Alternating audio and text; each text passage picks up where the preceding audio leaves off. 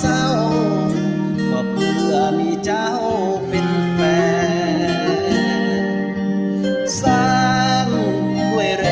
งของใจแก้เงื่อนไขที่กั้นทางใจเหนียวแน่นฝ่าแรงกดดันของการกีดกันที่ยากสุดแสนกว่าล้อเวียนรักจะแล่นข้ามแดนช้ำมาอีกครั้งคือเจ้าเท่านั้นที่คอยผลักดันให้สู้คือเจ้าเท่านั้นที่เป็นรางวัลให้หวังที่อายทำไปค้างคาใจเรื่องใดหนอนางก่อนชิดทิ้งไปครึ่งทางก็ร้องให้เห็นใจกันช่วย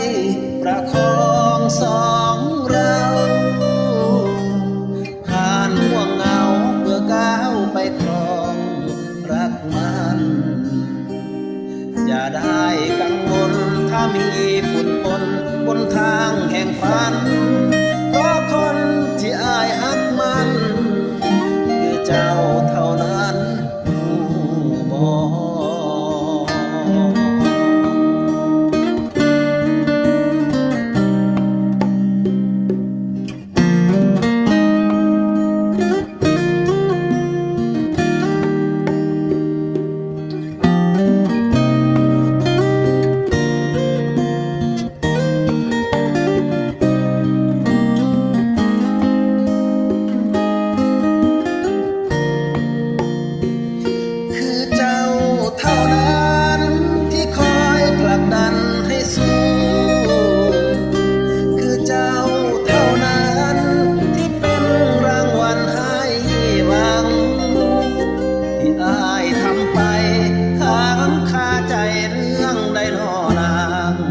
ก่อนคิดทิ้งไปครึ่งทาง